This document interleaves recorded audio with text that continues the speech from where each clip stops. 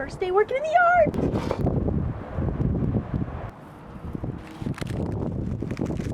Old cabbages. Carrots. March 15th, middle of March is about the first time it got warm enough that I wanted to work out in the garden. You can see the beds are really low. We add a lot more soil this year. We hadn't added soil for several years, so we brought in a lot more soil this year to bring in more nutrients and to raise the height of the soil. This is from our little vole. That's actually, we found out later, a pocket gopher and not a vole, but same thing, little varmint. He eats our carrots and gets into everything. He's kind of trouble, but he's cute, so we're keeping him. One bed. Oh, this is some of the hardest work here, is just like getting rid of all the old crap. I probably should do this in the fall. Might save me some time, but I kind of leave it to mulch the chives that I grow in this area. Maybe it's the right thing to do, maybe it's not. Last year, 2019, was kind of a tough year for me personally, just a lot of family things. My father passed away and that was really rough, so we really let the garden go and didn't spend a lot of time in it.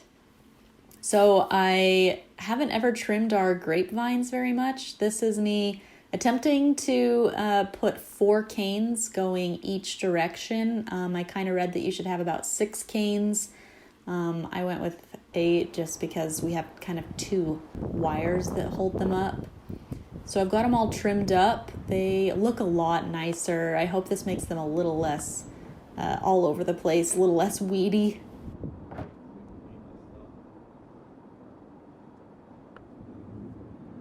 There's my bees. They're really happy this year. I thought they would have died over the winter. They weren't looking very good in the fall, but they're doing all right. So It's a new day in the garden. We're going to work on the mint.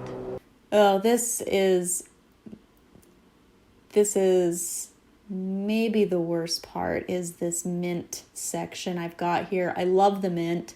A lot of people feel like it's a weed, but it blossoms in a way that a lot of native pollinators really like it.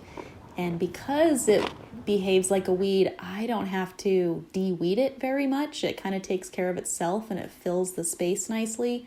I really like it. I like mint tea too, so I make mint tea out of it. But cleaning it up in the spring is a pain in the butt. I didn't sharpen my shears, and so it made it a lot harder to kind of get through all of those stems and clean it up. I try several different methods here, but it's still really annoying.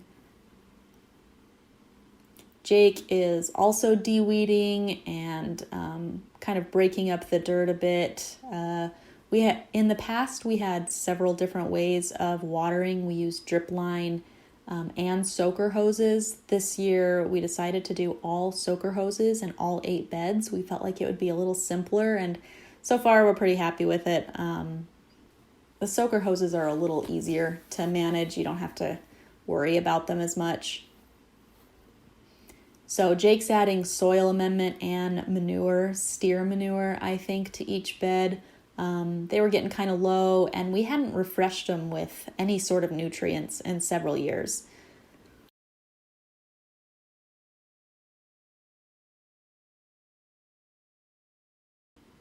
The soaker hoses were also pretty old to when Jake built the garden. I think maybe 4 years ago. I can't remember when we put this all in.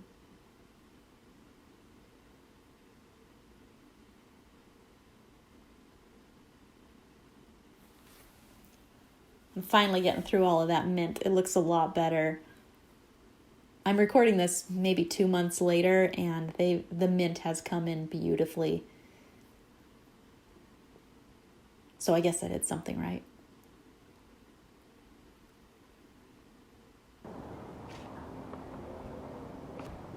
Good work, babe. All the bricks are piled up there. Jake redid this section of path. These are my garden markers. They're adorable, but they've been sitting out for several winters, so I'm going to repaint those. Carrots from last year. Hey, hey.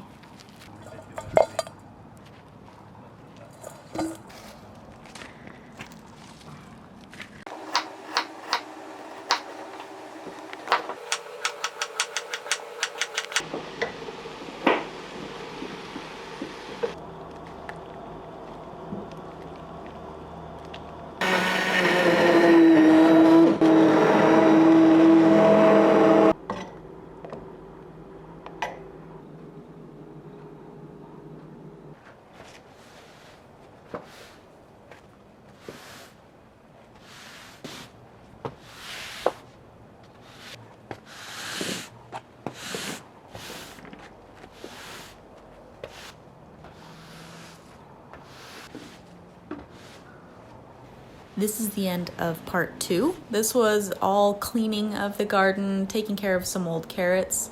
In part 3, we will actually plant something in the ground.